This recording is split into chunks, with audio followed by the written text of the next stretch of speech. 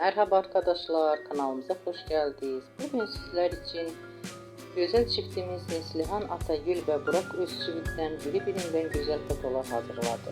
Neslihan Atagül Karasevda, Yaprak Dökümü ve Fatih Harbi dizilerinde meşhur olmuşlar. Biz de sizler için onların romantik karelerini hazırladık. Bu videoların devamlı gelmesini istiyorsanız kanalımıza abone olup yorum yazmayı unutmayın. Herkese teşekkürler.